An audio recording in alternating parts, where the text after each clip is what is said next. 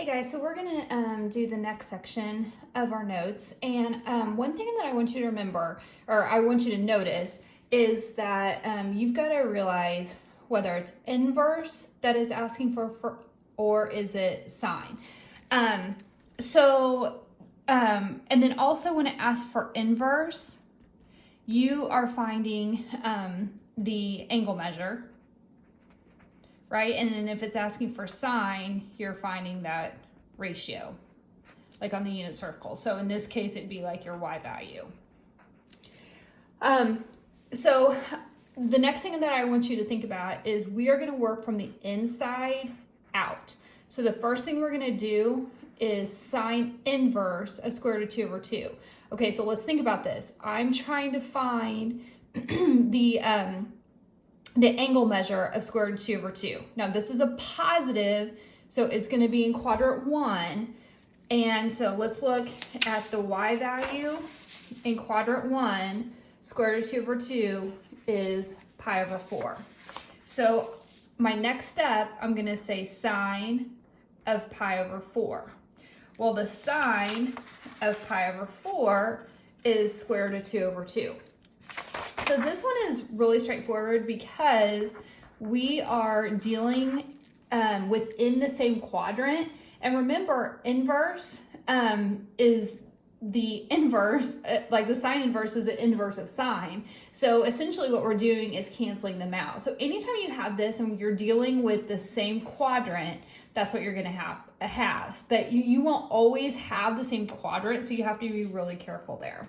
Okay, let's try this one and see if this one works. So sine inverse, and then we have sine of pi over 4. Well, the sine of pi over 4 is square root of 2 over 2. So I'm going to say sine inverse of square root of 2 over 2. So do you kind of get the feeling of what we're doing? We're going backwards. So this one had sine inverse on the inside. This had sine on the inside.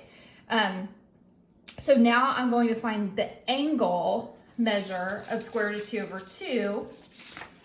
And that is going to give me the pi over 4. So again, either way, whether you have the sine on the outside and sine inverse on the inside or vice versa, again, if you're dealing with the same quadrants, those will cancel out. Okay, so let's go back. Don't forget cosine inverse. Let's think about, okay, we have a negative here. So I need to look at my reference sheet. So it goes from, right here. It goes from the first quadrant to the second quadrant. So the second quadrant is where it's negative here. So I know that we're dealing with quadrant 2. So I'm looking at which angle in quadrant 2 is going to have the x value as negative 1/2. So right here. So my angle is going to be 2 pi over 3. So I'm going to say the sine of 2 pi over 3. So now I'm going to find 2 pi over 3 on my unit circle right here, and I'm finding the sine of that, so my y value. So it's going to be square root of 3 over 2 for my final answer. Okay, so for these, you're going to do the same thing. I'm going to turn you loose on all 4 of them, and so push pause and see what you can do on those. Okay, so take a look at everything that I've done. Your answers, so these are my final answers here. They should match mine. A couple things that I wanted to point out is, like, for instance, this one's the actual, like, cosine of negative pi over 3. So this is the angle, it's not cosine inverse. So I'm just looking negative pi over 3, that's my angle, and it's negative, so it's in quadrant 4. And so I'm looking down here where my x value is, right here. I'm looking at the x value there. So my x value here is 1/2, and so that's where I got the cosine inverse of 1/2. So now I'm back up in the first quadrant, and so where is in the first quadrant my x value 1/2, my angle is going to be pi over 3. So that's where that's coming from.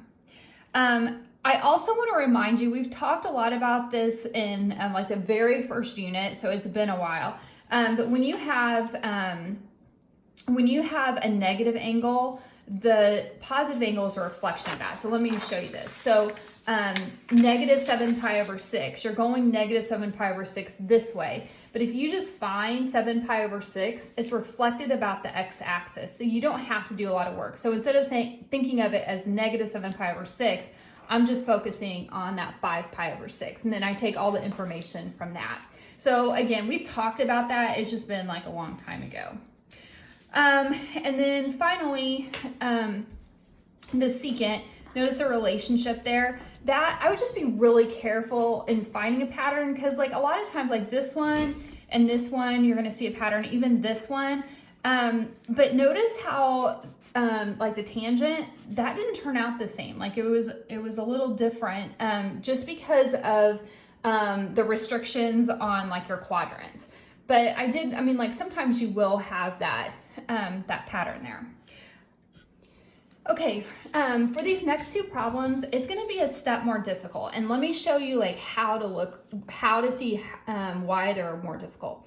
Because I have the cosine inverse of negative square root of 3 over 3. So what I'm doing is, like, if you'll notice on your unit circle, that doesn't exist. So we have to kind of draw our own picture and create what that would look like. So remember, cosine inverse, that goes from quadrants 1 to 2. And because it's negative, that's going to be in quadrant 2. Again, I know this from this page here. So really feel comfortable with using this page. That's a big helper there.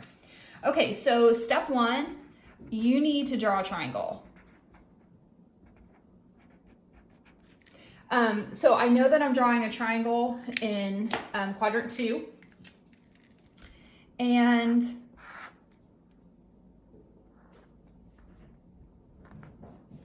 I know that this is adjacent over hypotenuse.